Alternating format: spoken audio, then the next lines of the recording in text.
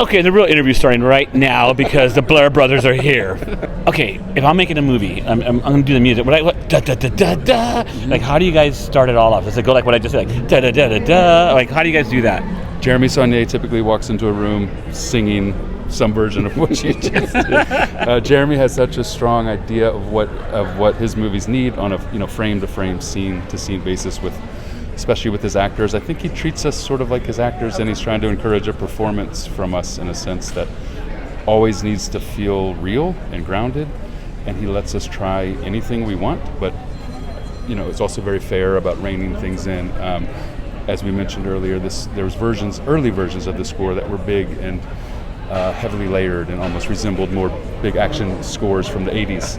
And we found that this one started to work much better by removing things and kind of simplifying things and just remaining focused on Aaron Pierre's performance of Terry Richmond. He was sort of our guiding light in figuring out the score. Damn, what a great answer, huh?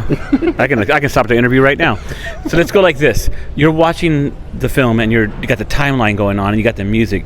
Do you guys ever shift it a little bit to make it work better? Does that ever happen? Yeah, and the timing of it, especially with this when there's so many action-specific things. Punches, car crashes, gunshots. It's gotta have that stomp or that beat right on when the punch happens, kind of thing. Yes, sometimes. Yeah, I mean, there were so many different cuts of this film too that. It changed throughout, a 2-year period. A lot of times doing stuff right on cuts like that was actually kind of got flagged with Jeremy. It was too on the nose. And if anytime it felt too much like an overt action movie, it was okay, let's kind of go slightly the opposite direction. And also always work it around the sound design. Yeah. What we do is not in a vacuum, and Jeremy's great about reminding us of that and including us in what the sound design team is doing. So all of those little sound effects are just as important as anything we're doing. So we have to kind of, as far as timing goes, we have to work around those rather than directly on top of them. Yeah. Okay, so you guys are brothers and you're working together. Which brother is the brother to be yeah, I don't like it. I think it should be like this.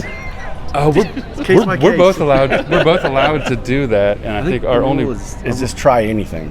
Anything. Yeah, we're allowed to both do whatever we want, and then we often don't send it. We don't share it, say with Jeremy or a collaborator until we're both on board.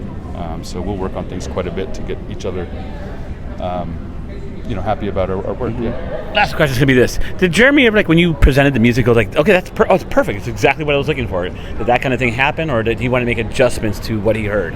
It's always adjustments. A little bit of both. A lot of it was Jeremy getting his hands kind of in the mix with the music editors and really fine-tuning it. But then there were a couple scenes that, the first version, that was it. The very final cue in the film was one that was one version, and that was kind of it. Maybe one little note, and it was done. I think on almost all of Jeremy's movies, he's embraced that early demo that we've done that was not intended to be in the movie. Yeah. It's just a sketch. And he says, I love it. It's actually working really well. And we're begging for a chance to do, version 2 or version 3 to improve upon it. An idea, let's fix it up a little bit. But oftentimes those ideas do make it in his movies, yeah. Would it be weird to watch a movie with you guys? Because you guys would be concentrated on the music so much? It's hard to watch a movie without pulling it apart. Yes, 100%. Yeah. So it wouldn't be fun. I wouldn't watch Netflix with you guys. We'd be talking the whole time. They'd be oh, did you hear how he did that? We would have done it better. I would have used an oboe.